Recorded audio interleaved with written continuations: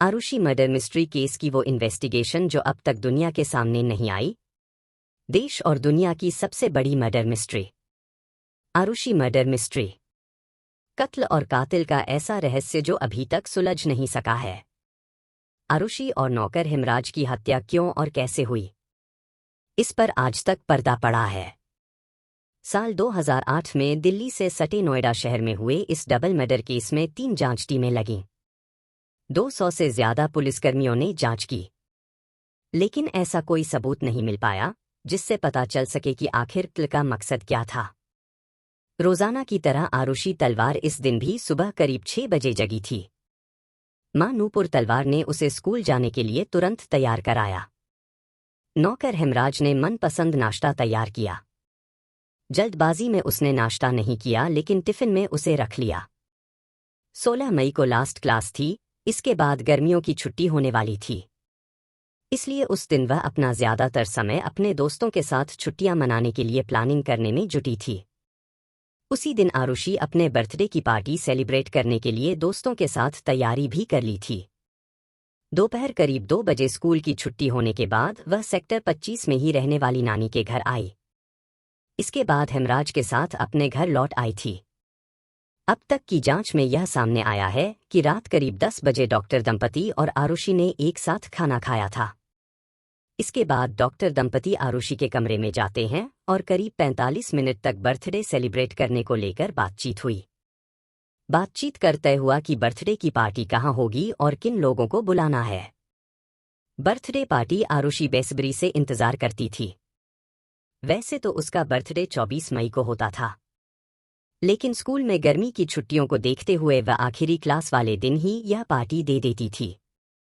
कभी 15 मई तो कभी 16 मई को आखिरी क्लास होती थी, इसलिए वह इन्हीं तारीखों पर अक्सर अपने दोस्तों को पार्टी देती थी। कत्ल वाली रात यानी 15 मई 2008 को भी वह अपने पेरेंट्स के साथ बर्थडे पार्टी की तैयारी कर रही थी, क्योंकि 16 मई से स्कूल की छुट्टियां हो रही थी। किस रेस्तरां में पार्टी होगी, इसकी तैयारी चल रही थी। उस पार्टी को पहले की तुलना में ज्यादा यादगार बनाने के लिए पापा ने उसे एक नया कैमरा भी गिफ्ट किया था, ताकि उससे वह अपने बर्थडे की खुशी के हर पल को कैमरे में कैद कर सके। लेकिन उसकी किस्मत में शायद वह पल नहीं लिखा था। इससे पहले ही वह हमेशा के लिए मौत के आगोश में खो गई। 16 मई 2008 की सुबह उसकी डेड बॉडी कमरे में मिली थी। 17 मई को मिली हेमराज की डेड बॉडी। जब आरुषि की डेड बॉडी उसके कमरे में मिली थी, तब शुरुआत में हेमराज को उसका कातिल माना जा रहा था। उसके खिलाफ तत्काल पुलिस ने FIR भी दर्ज कर ली। इसके बाद पुलिस की एक टीम तो नेपाल के अर्घाखांची स्थित उसके घर तक भेज दी गई। हालांकि 17 मई की सुबह जब एक रिटायर्ड पुलिस अधिकारी व मीडिया के लोग वहां पहुंचे, तब डॉक्टर राजेश तलवार के फ्लैट की छत पर पड़ताल की गई। उस दौरान हेमराज की डेड बॉडी मिली, तब केस में नया मोड़ आ गया। इसी के बाद डॉक्टर दंपति शक के घेरे में आ गए। पल पल बदलती गई जांच की दिशा। 16 मई 2008 को जब आरुषि की डेड बॉडी मिली थी, तब नोएडा पुलिस ने जांच शुरू की थी। हालांकि जब तक हेमराज का शव नहीं मिला था, तब तक मर्डर का शक उसी पर था। लेकिन शव मिलने के बाद जांच की दिशा बदली। मीडिया में डॉक्टर दंपति पर सवाल उठाए जाने लगे। पुलिस को भी शक हुआ। लिहाजा पुलिस ने करीब 1 सप्ताह बाद डॉक्टर राजेश तलवार को आरोपी होने का दावा करते हुए गिरफ्तार कर लिया। हालांकि इस दौरान एक चौंकाने वाली बात यह भी सामने आई थी कि पुलिस की एक टीम ऐसी भी थी जिसने अपनी जांच के आधार पर डॉक्टर तलवार को आरोपी मानने से इनकार कर दिया था। इस तरह पुलिस में ही 2 ग्रुप बन गए थे।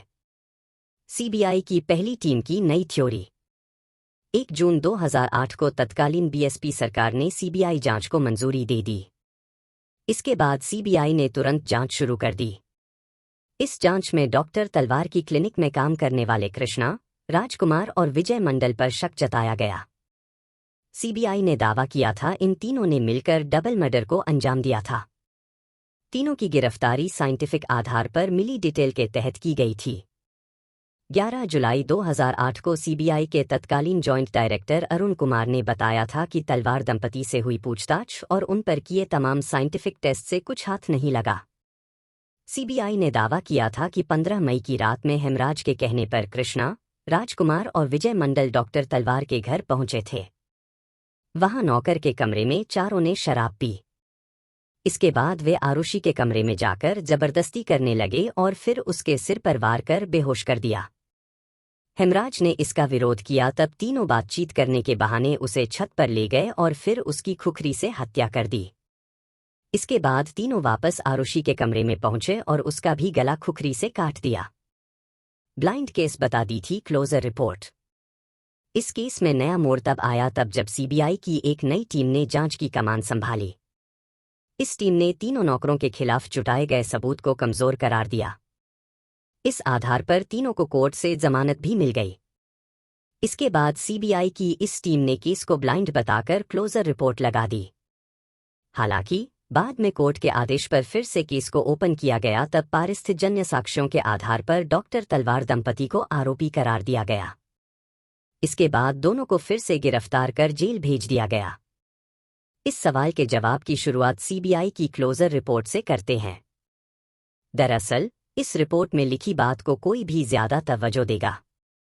जैसा कि आरुषि और उसके पिता के बीच संबंध को लेकर मीडिया के जरिए जो बात सामने आई, उसके लिए सबसे पहले 15 मई को दिन के घटनाक्रम को जानना भी जरूरी है। आखिर उस दिन दोपहर से लेकर फिर रात में 12 बजे तक क्या हुआ? क्लोजर रिपोर्ट के मुताबिक 15 मई की दोपहर में डीपीएस में क्लासेस खत्म होने के बाद आरुषि को मां नूपुर तलवार अपने साथ ले आई थी। दोपहर करीब 1:30 बजे दोनों अपने घर पहुंची। लंच से पहले ही डॉक्टर वंदना तलवार, डॉक्टर राजेश तलवार के भाई डॉक्टर दिनेश तलवार की पत्नी पहुंची थी। इसके बाद सभी ने एक साथ लंच किया।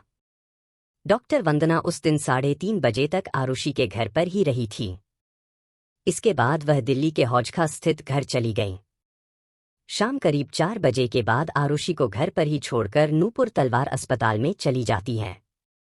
इसके बाद शाम करीब 7:30 बजे वह क्लिनिक से घर लौटती हैं।